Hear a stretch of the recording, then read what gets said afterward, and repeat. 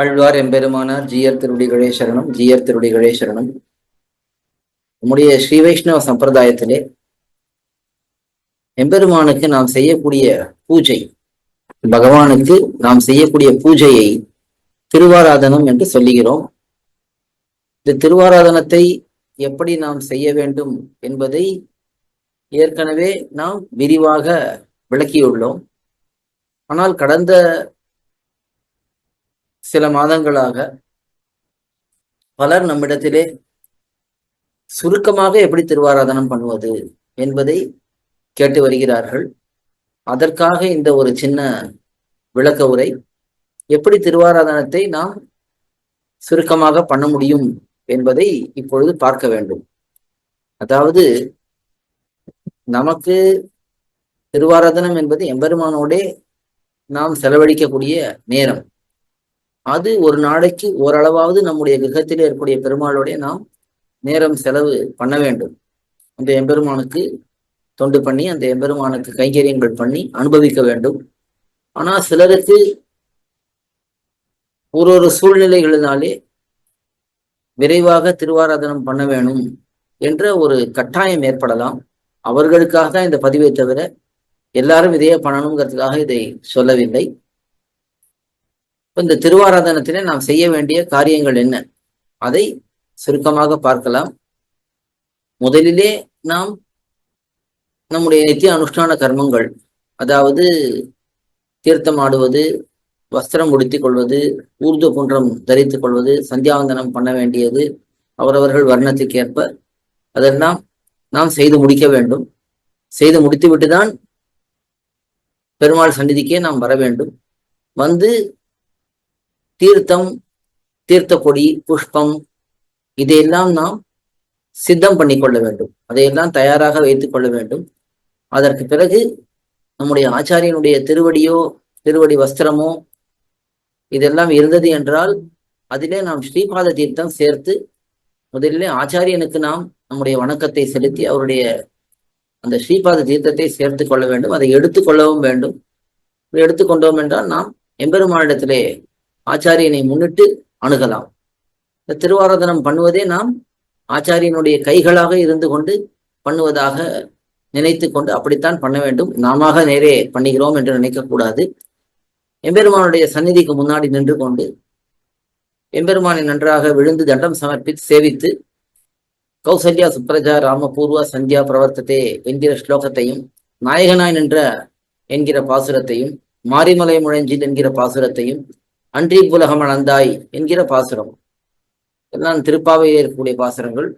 அதற்கு பிறகு திருப்பள்ளி எழுச்சியில் இருக்கக்கூடிய பாசுரங்கள். இதையெல்லாம் சேவித்து கொண்டே கோயில் ஆழ்வாரை திறந்து இந்த எம்பெருமானை நாம் நன்றாக கண்ணார சேவிக்க வேண்டும் முதலிலே.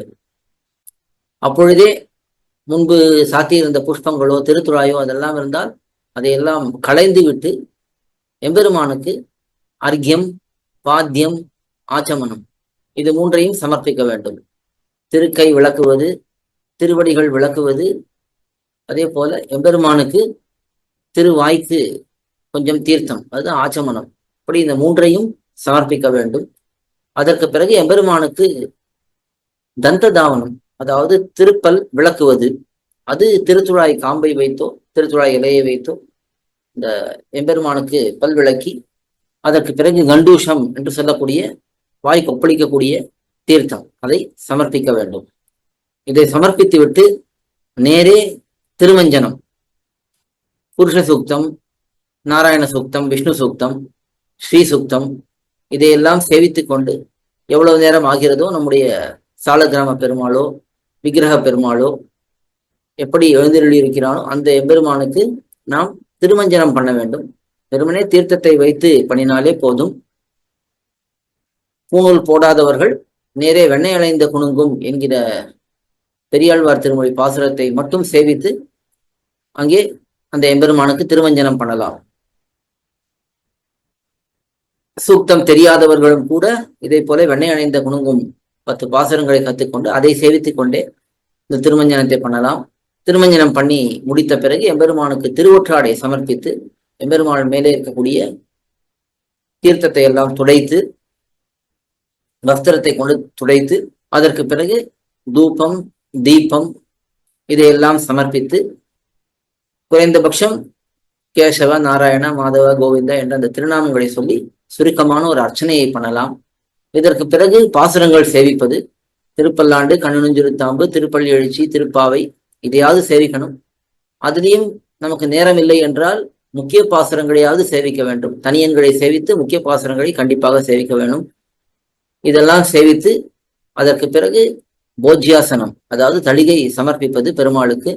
அப்பொழுது மீண்டும் அர்க்கியம், பாத்தியம், ஆச்சமனம் இவற்றை சமர்ப்பித்து தளிகையை கொண்டு வந்து எம்பெருமான் திருமுன்பே வைத்து நாம் எந்த உணவை எடுத்துக்கொண்டாலும் அது எம்பெருமானுக்கு சமர்ப்பித்து விட்டுதான் எடுத்துக்கொள்ள வேணும். அப்படி அந்த தளிகையை எடுத்து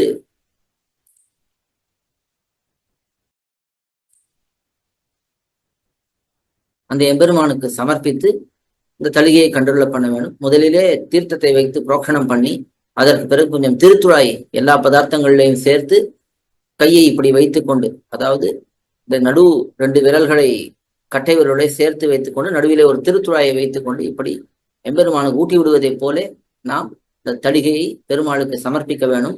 அதற்கு பிறகு பானியம், கொஞ்சம் தீர்த்தம் எடுத்து அதை எம்பெருமானுக்கு சமர்ப்பிக்க வேணும். இப்படி தளிகை கண்டுள்ள பண்ண பிறகு சாத்துமுறை பாசுரம், குறைந்தபட்சம் சித்தஞ்சிறுகாலே, வங்க கடற்கடைந்த, பல்லாண்டு பல்லாண்டு இந்த பாசுரங்களையாவது சேவித்து அதற்கு மேலே சர்வதேச தசாகாலே என்று தொடங்கி வாழி திருநாமங்கள் வரை சேவித்து அதற்கு பிறகு எம்பெருமானுக்கு சயனத்தை பண்ணுவதென்றால் அப்படி சயனத்தை பண்ணி எம்பெருமானுக்கு அந்த திருக்காப்பு சேர்த்து விடலாம். கோயிலாழ்வார் சாத்தி விடலாம்.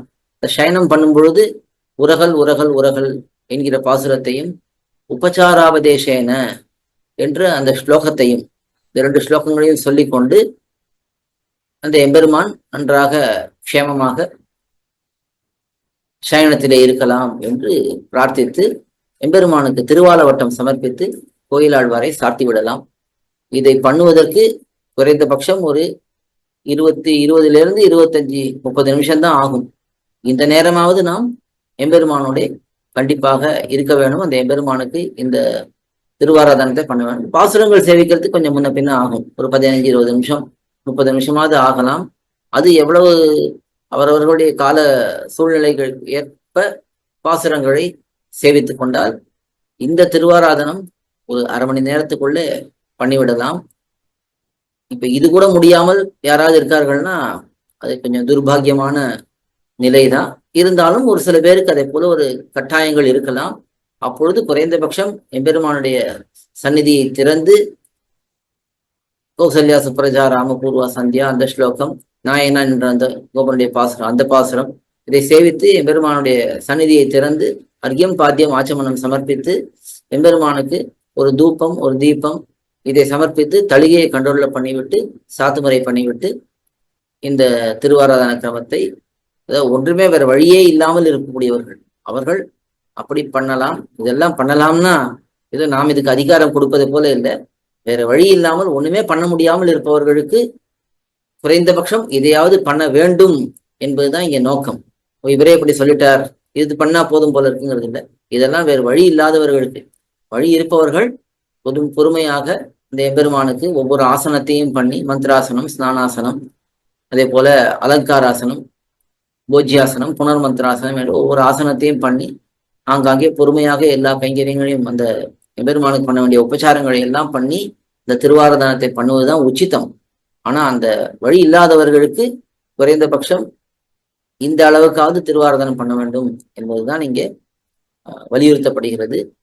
அவசியம் இதை அனைவரும் முயற்சி செய்யலாம். ஆழ்வார் திருவடிகளே சரணம், எம்பெருமானார் திருவடிகளே சரணம், ஜீயர் திருவடிகளே சரணம், ஜீயர் திருவடிகளே சரணம். கோயில் KOYIL என்னும் ஆப்பை கூகுள் பிளே ஸ்டோரில் இருந்தோ ஆப்பிள் ஆப் ஸ்டோரில் இருந்தோ டவுன்லோட் செய்து இது போன்ற சம்பிரதாய விஷயங்களை கேட்டு மகிழலாம். எங்கள் வலைத்தளம் koil.org KOYIL.org